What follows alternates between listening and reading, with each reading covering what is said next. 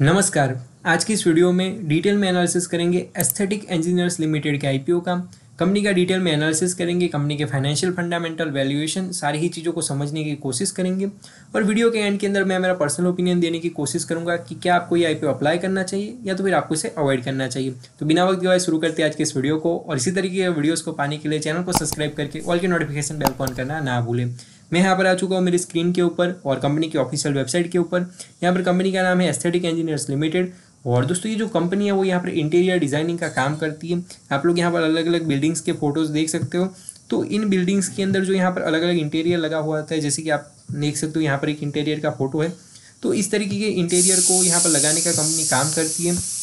और उसकी यहाँ पर इन लोगों ने अपने वेबसाइट के ऊपर काफ़ी ज़्यादा अलग अलग फ़ोटोज़ को मेंशन करके रखा है। और इन लोगों ने अब तक जो प्रोजेक्ट्स को यहाँ पर कंप्लीट किया है, तो उन्होंने यहाँ पर इसके भी फ़ोटोज़ यहाँ पर लगाए हैं। जैसे कि भी ये टाटा का 88 करके एक है बिल्डिंग, उसको इन लोगों ने बनाया है। यहाँ पर ताज सिटी सेंटर है, तो उसको भी इन लोगों ने बनाया है।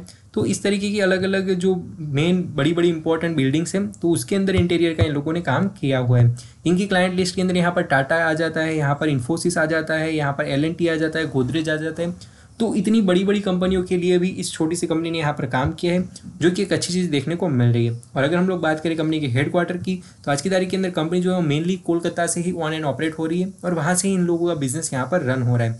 अब हम लोग बात कर लेते हैं आईपीओ की डिटेल्स की। अगर बात करें कंपनी के बिजनेस की, जैसे कि मैंने आप लोगों को आगे ही बताया कि इन लोगों का इंटीरियर का काम है। कंपनी 2003 के अंदर एस्टेब्लिश हुई थी। यहाँ पर aesthetic engineers limited provides interior design service and is involve in the designing, manufacturing and installation of फेडा सिस्टम्स। तो दोस्तों जो इंटीरियर का बिजनेस होता है उसके अंदर एक वर्टिकल होता है जिसे फेडा सिस्टम बोला जाता है। तो मेनली जो कंपनी है वो इस फेडा सिस्टम के अंदर काम करती है, जिसके अंदर अगर हम लोग बात करें तो company provides designing, engineering, fabrication and installation of architectural fedas, aluminium doors and windows as well as railing stains। तो जो यहाँ पर एल्यूमिनियम की जो यहाँ पर खिड़कियाँ होती है, जो दरवाजे होते हैं, तो वो कंपनी यहाँ पर बनाती है, उसे लगाती है। फिर जो यहाँ पर फेडा सिस्टम होता है उसका इंजीनियरिंग, फैब्रिकेशन, इंस्टॉलेशन, तो ये सारी की सारी चीज़ें भी कंपनी यहाँ पर करती है। और इन सभी चीज़ों को ये कहाँ पर करते हैं, तो यहाँ पर ये हॉस्पिटैलिटी हो गया, रेसिडेंशियल हो गया, कॉमर्शियल हो गया, इंफ्रास्ट्रक्चर प्रोजेक्ट्स हो गए। तो मतलब कि जो हमारे आम लोगों के जो रहने के घर होते हैं, जो फ्लैट्स होते हैं, जो बंगलोज होते हैं, उसके अंदर ये लोग यहाँ पर इंटीरियर का काम कर रहे हैं। फिर ये लोग यहाँ पर कॉमर्शियल बिल्डिंग्स के अंदर इंटीरियर का काम कर रहे हैं, जैसे टाटा ग्रुप की बिल्डिंग हो गई, भी L&T की बिल्डिंग हो गई, गोदरेज की बिल्डिंग हो गई, तो उसके अंदर काम करते हैं। फिर ये लोग यहाँ पर जो इंफ्रास्ट्रक्चर के प्रोजेक्ट्स होते हैं, तो जो बड़े बड़े रोड्स, हाईवेज, ब्रिजेस वगैरह होते हैं, तो उसका भी जो इंटीरियर होता है उसका भी कंपनी यहाँ पर काम करती है। नो डाउट कंपनी अच्छी है, कंपनी का बिजनेस अच्छा है, बिजनेस वर्टिकल अच्छा है। और इस तरीके के बिजनेस के अंदर फ्यूचर के अंदर काफ़ी ज़्यादा अच्छी ग्रोथ हमें देखने को मिल सकती है। अब बात कर लेते हैं आईपीओ की इंपॉर्टेंट डेट्स एंड डिटेल की। आईपीओ जो है वो यहाँ पर 8 अगस्त के दिन ओपन होगा, वहीं 12 अगस्त के दिन ये आईपीओ यहाँ पर क्लोज हो जाएगा। अगर बात करें प्राइस बैंड की, तो 55 रुपीज़ से लेकर 58 रुपीज़ पर शेयर का प्राइस बैंड रहेगा। वहीं पर हमें यहाँ पर 2000 शेयर्स का एक लॉट देखने को मिलेगा। वहीं अगर हम लोग बात करें टोटल इशू की, तो यहाँ पर कुछ 26 करोड़ 47 लाख का टोटल इशू है। और अच्छी बात यह है कि जितना का जितना इशू है वो सारा का सारा हमें फ्रेश इशू देखने को मिल रहा है। अब अगर हम लोग बात करें दूसरी और इंपॉर्टेंट डेट्स की, तो आईपीओ जो है 12 अगस्त के दिन क्लोज होगा। उसके बाद में हमें जो आईपीओ का अलॉटमेंट है वो सीधे ही 13 अगस्त के दिन दूसरे दिन पता चल जाएगा। फिर इस आईपीओ को अगर आपको नहीं लगा है तो उसका जो रिफंड है वो आपको 14 अगस्त के दिन मिल जाएगा। वहीं अगर आपको आईपीओ लगा रहेगा तो 14 अगस्त के दिन ही जो शेयर्स है वो आपके डीमैट अकाउंट के अंदर क्रेडिट हो जाएंगे। अब अगर हम लोग बात करेंगे लिस्टिंग की, तो आईपीओ की जो लिस्टिंग है वो 16 अगस्त के दिन यहाँ पर होने वाली है। वहीं इस आईपीओ को अप्लाई करने के लिए आपको 12 अगस्त के दिन शाम 5 बजे से पहले पहले यूपीआई मैंडेट का कंफर्मेशन आपको यहाँ पर कर देना पड़ेगा।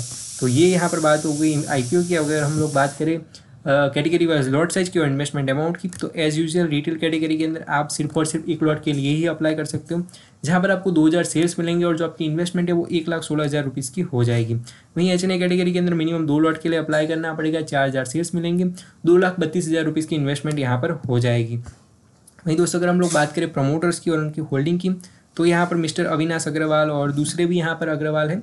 तो ये पूरा का पूरा एक HUF है, हिंदू यूनाइटेड फैमिली है।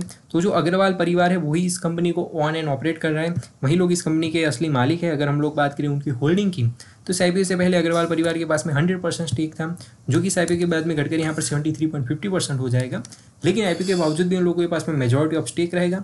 काफ़ी ज़्यादा अच्छी चीज़ देखने को मिल रही है। वहीं दोस्तों अगर बात करें हम लोग यहाँ पर कंपनी के फाइनेंशियल्स की, 2023 के अंदर कंपनी के पास में 24 करोड़ 57 लाख के एसेट्स थे, जो कि बढ़कर आज की तारीख के अंदर यहाँ पर 30 करोड़ 88 लाख के हो गए, तो काफ़ी ज़्यादा अच्छी ग्रोथ हमें देखने को मिल रही है। प्लस कंपनी की मार्केट कैप के हिसाब से हमें अच्छे खासे एसेट देखने को मिल रहे हैं। वहीं अगर बात की जाए रेवेन्यू की, रेवेन्यू भी 40 करोड़ से 60 करोड़ हो गई, जो कि अच्छी हो जाती है। वहीं जो प्रॉफिट है वो 1 करोड़ 12 लाख से बढ़कर यहाँ पर 5 करोड़ और 2 लाख हो गया है, तो ये भी एक काफ़ी ज़्यादा अच्छी चीज़ हमें देखने को मिल रही है। वहीं नेटवर्क के अंदर भी अच्छी ग्रोथ है। वहीं साथ ही साथ जो बोरोइंग है वो भी बढ़ गई है, लेकिन ये अच्छी चीज़ नहीं है, बोरोइंग बढ़नी नहीं चाहिए। तो पहले इनकी बोरोइंग जो है वो कुछ यहाँ पर 5 करोड़ 92 लाख की थी, जो कि बढ़कर यहाँ पर 8.5 करोड़ के करीब हो गई है। लेकिन दोस्तों फिर भी प्रॉफिट के हिसाब से, एसेट के हिसाब से देखने जाए तो बोरोइंग कोई ज़्यादा नहीं है, तो कोई ज़्यादा दिक्कत वाली या टेंशन वाली बात यहाँ पर नहीं है। अगर हम लोग बात करें इस मार्केट कैप की, तो इस आईपीओ के अंदर कंपनी की जो मार्केट कैप है वो कुछ 99 करोड़ की यहाँ पर बन रही है, तो काफ़ी छोटी सी कंपनी है। ग्रोथ के लिए भी इन लोगों के पास में काफ़ी ज़्यादा जगह यहाँ पर है। अगर हम लोग बात करें इनके आरओई की, तो 33.48% का आरओई है, जो कि काफ़ी ज़्यादा अच्छा यहाँ पर हो जाता है। वहीं अगर बात की जाए आरओसी की, तो 37.32% का आरओसी है। मतलब कि भाई साहब जो पैसा ये लोग अपने धंधे के अंदर लगा रहे हैं उसके ऊपर काफ़ी ज़्यादा अच्छे रिटर्न्स लाकर दे रहे हैं। वहीं अगर बात की जाए डेट टू इक्विटी रेशियो की, तो 0.57 का डेट टू इक्विटी रेशियो है। ये हमें यही बताता है कि इन लोगों के ऊपर जो डेट है, जो कर्जा है, वो कम है, तो आप आराम से रात को सो सकते हो। अगर आप इस कंपनी के अंदर इन्वेस्ट करते हो तो कोई दिक्कत वाली बात यहाँ पर नहीं है। वहीं अगर बात की जाए रिटर्न ऑन नेटवर्थ की, 33% की रिटर्न ऑन नेटवर्थ है। अगेन ये भी काफ़ी ज़्यादा अच्छी यहाँ पर हो जाती है। अगर हम लोग बात करें कंपनी के पीई रेशियो की, तो इस आईपीओ के अंदर जो कंपनी है उनमें 14.5 के पीई रेशियो के ऊपर देखने को मिल रही है, तो कंपनी की वैल्यूएशन काफ़ी ज़्यादा फेयर है। अगर मैं आपको सेक्टर से बताऊँ तो सेक्टर का जो एवरेज पीई रेशियो है वो कुछ 25 से 30 का है, तो सेक्टर के हिसाब से कंपनी हमें काफ़ी ज़्यादा अंडर वैल्यूड देखने को मिल रही है। और ओवरऑल भी दोस्तों 14.5 का पीई रेशियो कुछ भी नहीं होता है, काफ़ी कम है, तो अच्छा यहाँ पर हो जाता है। अब बात कर लेते हैं आईपीओ के जीएमपी की। एज ऑफ नाउ जब मैं ये वीडियो बना रहा हूँ तो अभी 7 अगस्त के दिन इन लोगों का जो जीएमपी है वो कुछ 25 रुपीज़ का चल रहा है, जिसके चलते हमें यहाँ पर कुछ 43% की लिस्टिंग इनकी एक्सपेक्टेशन देखने को मिल रही है। नो डाउट अगले दिन यहाँ पर कुछ 38 रुपीज़ का जीएमपी था, उससे पहले कुछ 58 रुपीज़ का जीएमपी था, तो जो जीएमपी है वो कम हुआ है, उसी के चलते जो लिस्टिंग इनकी एक्सपेक्टेशन है वो 100% से कम होकर 65% होगी, और आज की तारीख के अंदर में कुछ 43% की लिस्टिंग इनकी एक्सपेक्टेशन देखने को मिल रही है। तो दोस्तों मैंने यहाँ पर डिटेल में एनालिसिस करा एस्थेटिक इंजीनियर्स लिमिटेड के आईपीओ का। अगर मैं बात करूँ मेरे पर्सनल ओपिनियन की, पर्सनली मुझे कंपनी काफ़ी ज़्यादा अच्छी लगी। कंपनी का बिजनेस काफ़ी ज़्यादा अच्छा है, कंपनी के फाइनेंशियल फंडामेंटल काफ़ी ज़्यादा अच्छे हैं।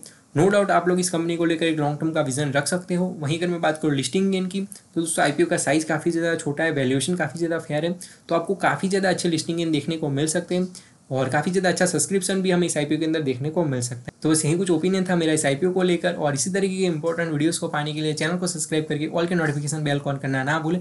मैं मिलता आपको ऐसे वीडियोस के साथ।